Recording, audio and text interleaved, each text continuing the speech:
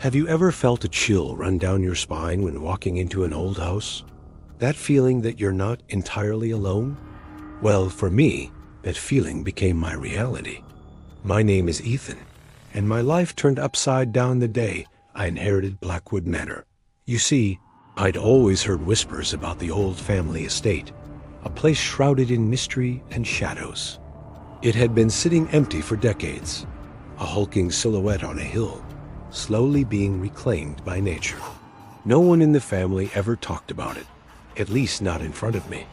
When the letter arrived saying it was now mine, I was more curious than anything else. I packed a bag, picturing a summer project, maybe fixing up an old house and selling it. I had no idea I was walking into a story that had been waiting a century to be told. The moment I pushed open the massive, creaking oak doors, a wave of cold, musty air hit me. Dust motes danced in the slivers of light, piercing through boarded-up windows. The place was a time capsule of decay.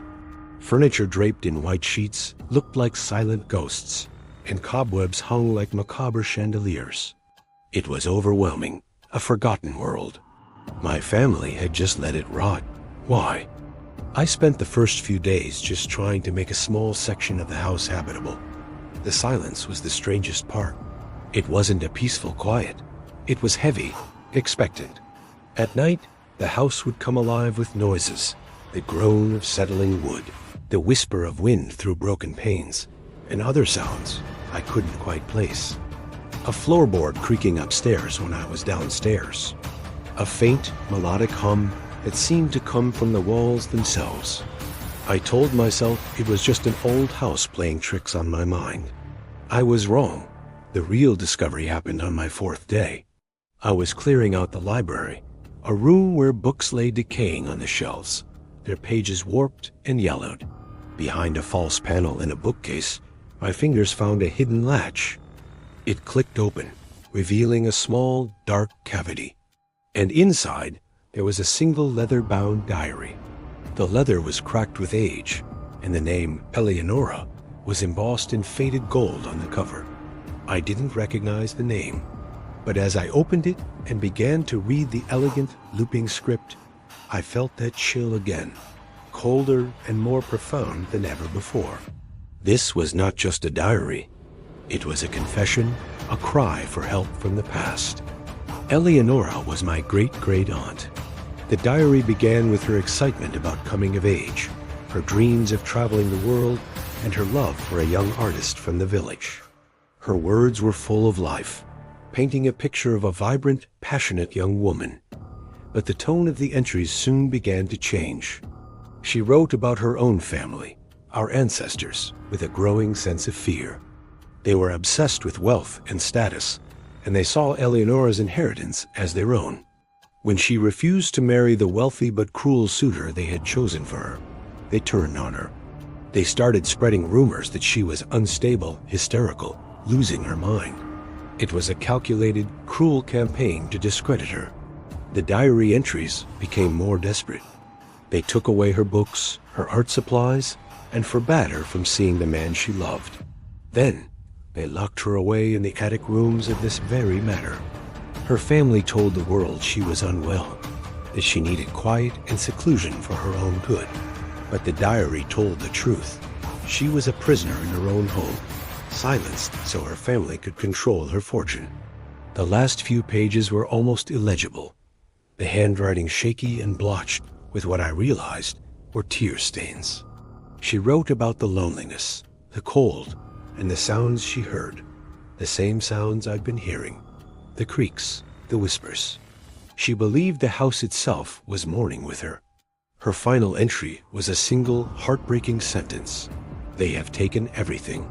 Let no one forget me." After that, the pages were blank.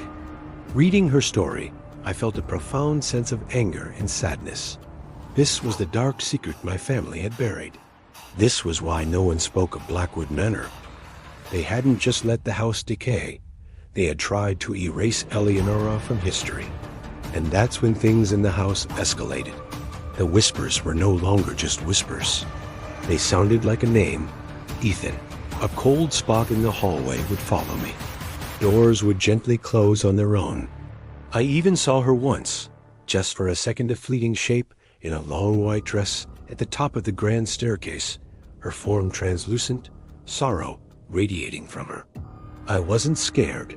Not anymore. I was determined. I realized she wasn't a malevolent spirit trying to harm me. She was reaching out. She had been waiting for someone to find her diary, to learn the truth. She wanted her story told. My family, when I confronted them, were dismissive. They told me I was being fanciful, that the old house was getting to me. They urged me to sell it, to let the past stay buried. But I couldn't. I owed it to Eleonora. So I began my own investigation. I went through old town records, searched for newspaper archives, and pieced together the fragments of Eleonora's life and the lives of the family who imprisoned her. The official story matched the lie. She was recorded as having died young from a nervous affliction. Her beloved artist, I discovered, left town shortly after her death, heartbroken. The more I uncovered, the more active Eleonora's presence became. It was as if she was guiding me. A book would fall open to a relevant page. A draft would lead me to a hidden compartment containing old letters that corroborated her story. She wasn't just a ghost. She was my partner in this quest for justice. My mission is clear now. I'm not just restoring a house. I'm restoring a legacy. I have to bring the truth of what happened to Eleonora to light, to expose the greed that destroyed her and to give her the peace she was denied in life and in death. Blackwood Manor isn't a curse. It's a responsibility. And the ghost that haunts its halls is not a monster. She's family. And I will not let her be forgotten. This house holds more than just dust and secrets.